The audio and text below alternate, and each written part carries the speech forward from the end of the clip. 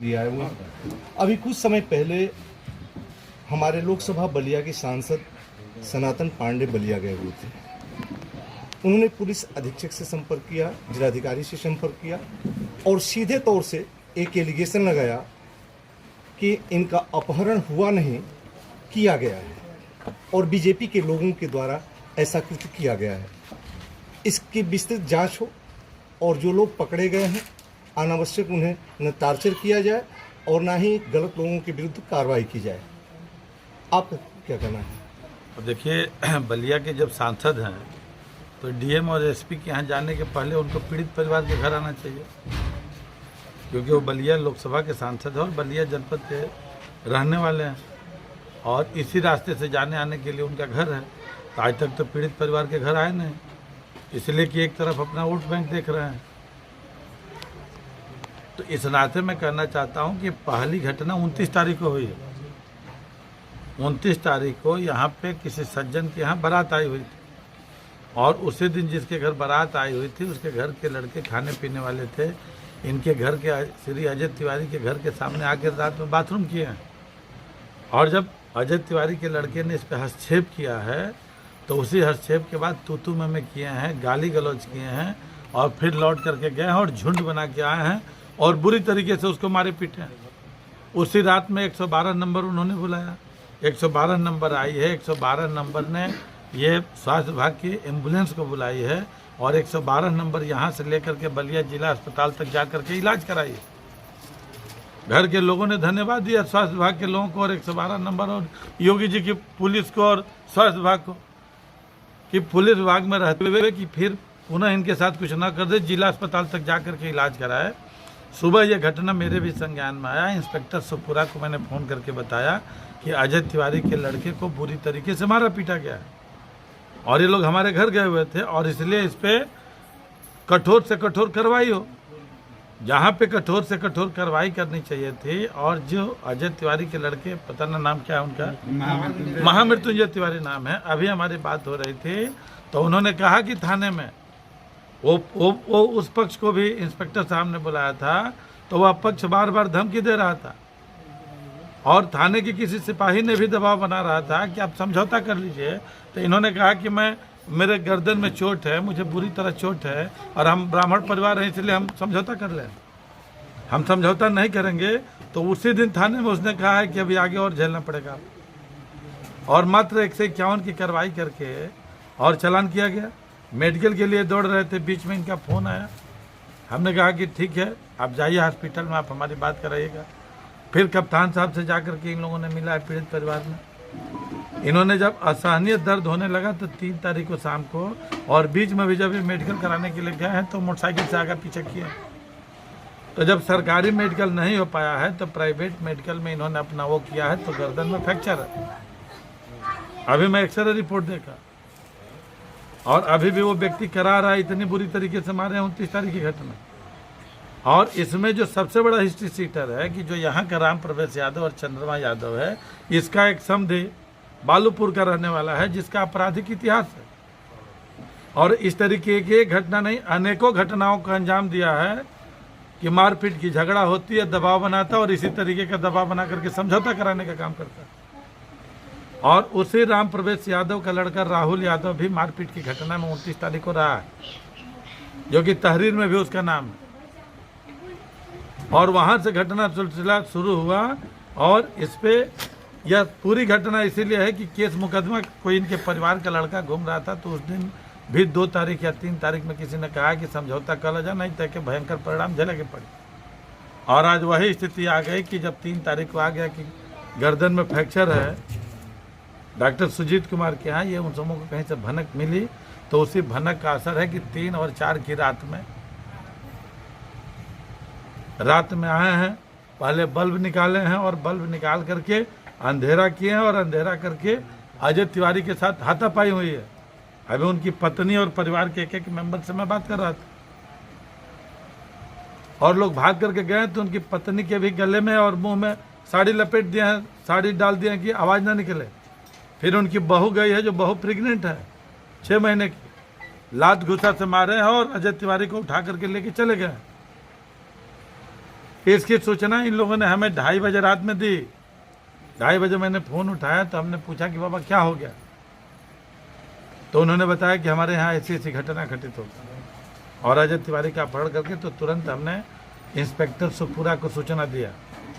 टुनटुन उपाध्याय का हमारे यहाँ फ़ोन आया कि अजय तिवारी और भोला तिवारी की यहाँ ऐसी ऐसी घटना हो गई। इंस्पेक्टर सुखपुरा को मैंने बोला, फिर इंस्पेक्टर सुखपुरा को हमने कहा कि तत्काल पूरे जनपद भर में वायरलेस सेट पर बता करके और किसी तरीके से उनको रिकवर किया जाए। रात ही में मैंने कहा है, 3:01 पर मेरी बात हुई है। सूचना के बाद मंत्री जी एसपी भी मौके पर आए थे और अभी तक अब बता रहे हैं ना, उसके बाद से उन्होंने स्वयं ना आकर के अपने थाने के एक सिपाही और किसी दरोगा को भेजा। फिर भोला तिवारी जी ने हमको बताया कि वहाँ के लोग आए हुए हैं। फिर मैंने बोला कि वहाँ पे पुलिस का इंतजाम करो, क्योंकि इन लोगों ने तीसरी बार हमें फ़ोन करके बताया कि मेडिकल कराने के लिए जाना है और ये भय बना हुआ है कि घर के लोगों को फिर आकर के बेइज्जत न कर दें। तो फिर मैंने इंस्पेक्टर को बोला है कि वहाँ पे व्यवस्था कराइए इस तरीके से, और वहाँ उन लोगों को मेडिकल कराना है। यानी 2:30 बजे से लेके 5 बजे तक लगातार हम अजय तिवारी के भाई भोला तिवारी के संपर्क में रहे और इंस्पेक्टर के संपर्क में रहे, मुन्ना तिवारी। और फिर 5 बजे हमने कप्तान साहब के यहाँ फ़ोन किया कि अब जग गए होंगे, रात में मैं क्या जगाऊँ। तो उनके पीआरओ ने जब फ़ोन उठाया तब पीआरओ ने बताया कि अभी हम कप्तान साहब को बता रहे हैं, सीओ साहब को हम सूचना दे रहे हैं। तो सीओ सिटी को मैंने तुरंत बात किया और सीओ सिटी को जब मैंने बात किया तो कप्तान साहब के पीआरओ का भी फ़ोन चला गया और तब वो एक्टिव हुए। तब तक थोड़ी ही देर बाद कप्तान साहब का फ़ोन, बलिया का फ़ोन मेरे पास आ गया और उन्होंने पूरा घटनाक्रम जाना और स्वयं कप्तान यहाँ पे आए, एडिशनल आए, सीओ आए और पूरा ऑपरेशन शुरू हुआ। मैनेजमेंट जीरो टॉलरेंस पर काम कर रही है और आप ही अभी आपने बताया कि यह परिवार भयाग्रस्त जीवन जी रहा है, क्या कहेंगे? जीरो टॉलरेंस की नीति पे आज भी उत्तर प्रदेश के एक से एक माफियाओं का अंत हो गया।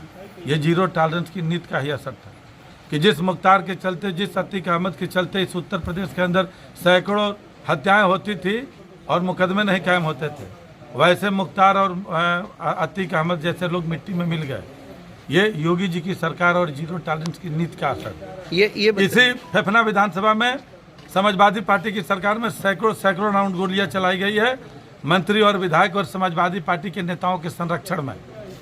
और उस समय भी समाजवादी पार्टी की सरकार में भारतीय जनता पार्टी के कार्यकर्ता के रूप में हम लोग यहाँ पे लड़ते रहे और आप लोग भी उस चीज़ को देखते रहे कि भोला ओझा के घर पे भी समाजवादी पार्टी की सरकार में सैकड़ों राउंड गोलियां चली थी और प्रशासन की उपस्थिति में चली थी।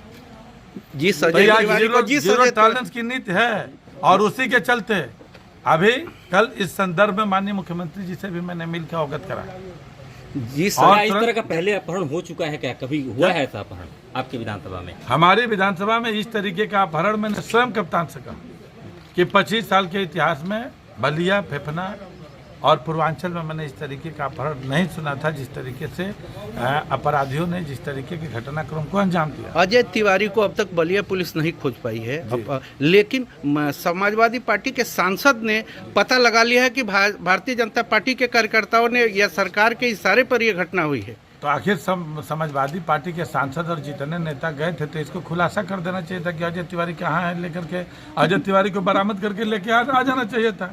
और अभी भी हम लोग कह रहे हैं कि भाई पूरे घटनाक्रम का पर्दाफाश हो जाना चाहिए, एक अभी निर्दोष नहीं फंसना चाहिए, लेकिन अजय तिवारी सकुशल बरामद हो जाना चाहिए।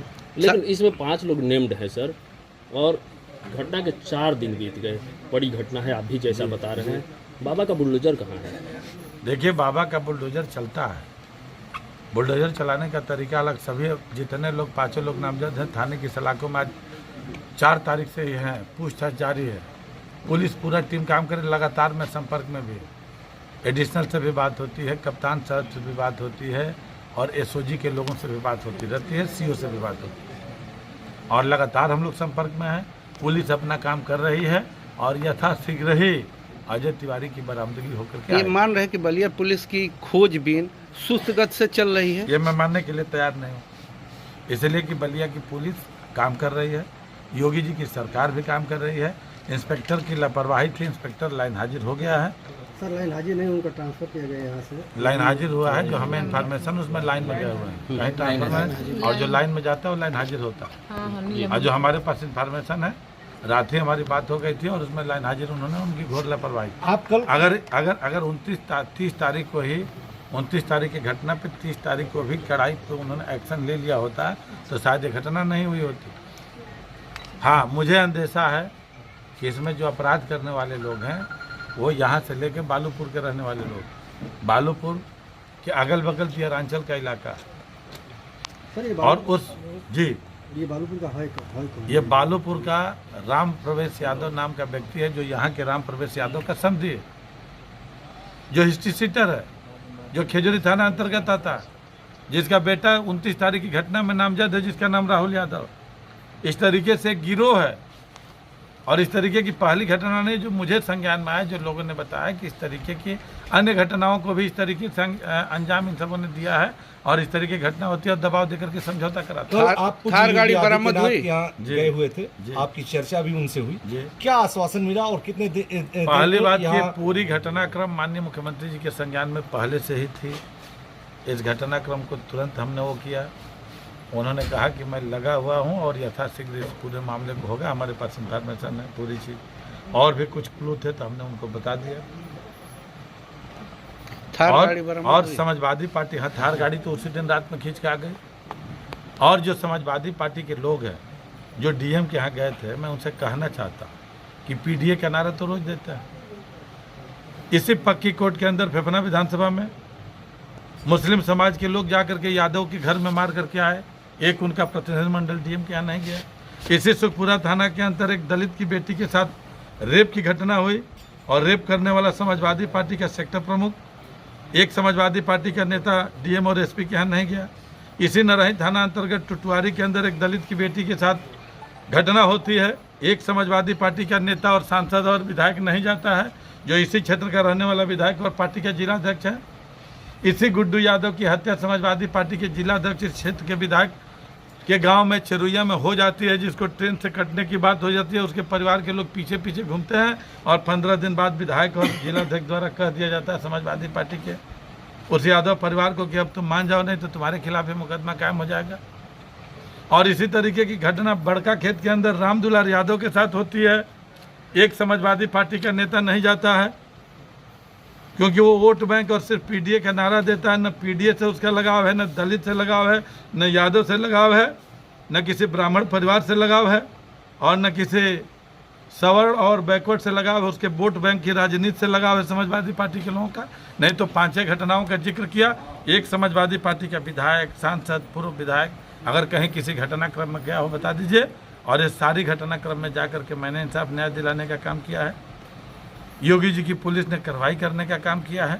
अभी इस परिवार की महिला आपके सामने बिलख रही जी, थी, कब तक न्याय की उम्मीद रखते? परिवार बिलख रही थी। वो महिला कह रही थी कि हम भारतीय जनता पार्टी के लोग हैं और भारतीय जनता पार्टी का प्रचार हम लोग यहाँ पे घूम घूम के करते थे, जिसके वजह से यहाँ पे एक समुदाय के लोगों ने हम लोग के ऊपर प्रताड़ना किया।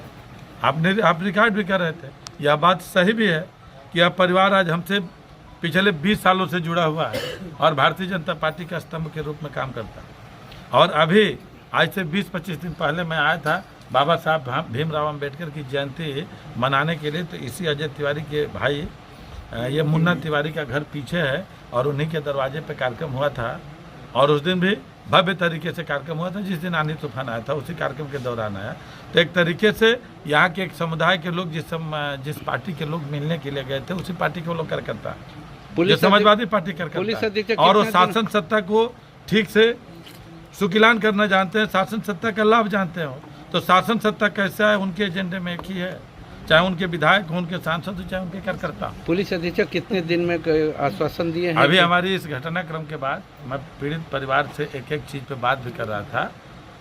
माननीय मुख्यमंत्री जी से भी बात हुई। इस संदर्भ के बाद हमारी कप्तान से भी बैठ के बात होगी और जो कुछ दिशाएं छूट गई हैं उस दिशाओं में, जैसे हमें ज़्यादा उम्मीद है कि कहीं दियारांचल के इलाके में ले गया है जहाँ पे मोबाइल नहीं है। उस दिन अजय तिवारी का मोबाइल भी फेंक करके गए अपराधी। अगर वो मोबाइल होता तो होते बहुत सुनियोजित तरीके से आए थे, मुंह बांध करके आए हैं, शायद वो मोबाइल छोड़ करके आए हैं। तो जो भी इस तरीके घटनाक्रम को अंजाम देने वाले लोग हैं वो कहीं ना कहीं प्रोफेशनली टाइप से लोग हैं और पुलिस इसकी छानबीन कर रही है। और हमें योगी जी के पुलिस पे भरोसा है, योगी जी की सरकार पे भरोसा है और हम लोग को अपने आप पे भरोसा है। सबसे खास बात है कि सांसद सनातन पांडे ने कहा कि एक ऑडियो वायरल हो रही है जो दुबई से वायरल हो रही है और वह ऑडियो जो है इनके परिवार से है। किसके? अजय तिवारी के। अजय तिवारी के 3 लड़के हैं, 2 लड़के यहाँ रहते हैं और एक अजय तिवारी का लड़का दुबई में रहता है, नौकरी करता है। जी। तो उसको भी जानकारी है कि हमारे पिता का अपहरण हो गया है, तो मरता क्या नहीं करता। अभी हम वीडियो तो नहीं सुने, लेकिन वो लड़का है उनके परिवार का, उनका सगा लड़का है। तो वीडियो में क्या बोला, अपनी भावना से अवगत कराया होगा। तो यहाँ के सांसद को जानना चाहिए कि जो दुबई से वायरल हो रहा है वह उस पीड़ित परिवार का बेटा है, जिसके बाप को यहाँ के लोगों ने और विशेष रूप से समाजवादी पार्टी के गुंडों ने अपहरण करके लेके गया। जो लेके गए हैं वो समाजवादी पार्टी के लोग हैं और ये लड़ाई समाजवादी पार्टी और भारतीय जनता पार्टी के कार्यकर्ता के रूप में ही है और इसीलिए पूरा विवाद हुआ है। वो तो कह रहे हैं कि दोनों लड़कों के बयान में अंतर है, कंट्रोवर्सी है। किसके? जो अभी महिलाएं भीतर बोल रही थी, उनके बयान को आपने सुना होगा और इन लोगों ने रिकॉर्ड किया, आपको आने में देर हुआ। और चूंकि 25 साल से यहाँ पे राजनीति करता हूँ, यहाँ की तहसील को जानता हूँ, गोसावती और फेफना विधानसभा की एक तहसील को जानता हूँ और कैसे भारतीय जनता पार्टी के कार्यकर्ता और हम लोग खड़े हैं, हम लोग जानते हैं। क्योंकि समाजवादी पार्टी की सरकार में 17 साल तक सपा बसपा की सरकार में हम लोगों ने और यहाँ के कार्यकर्ताओं ने झेला है। समाजवादी पार्टी के कार्यकर्ताओं द्वारा जब समाजवादी पार्टी के लोग, भाजपा के लोग, कांग्रेस पार्टी के लोग, बसपा के लोग और भाजपा के लोग जब प्रताड़ित होते थे तो इस फेफना विधानसभा और पूर्वांचल की धरती पर और बलिया में कोई नहीं दिखता था। तो भारतीय जनता पार्टी के कार्यकर्ता और उपेंद्र तिवारी ही न्याय दिलाने के लिए खड़ा होते थे, जिसके गवाह आप लोग थे। तो फिर मनोबल इनका बढ़ रहा है और इसलिए उस मनोबल को दबाने की जरूरत। धन्यवाद।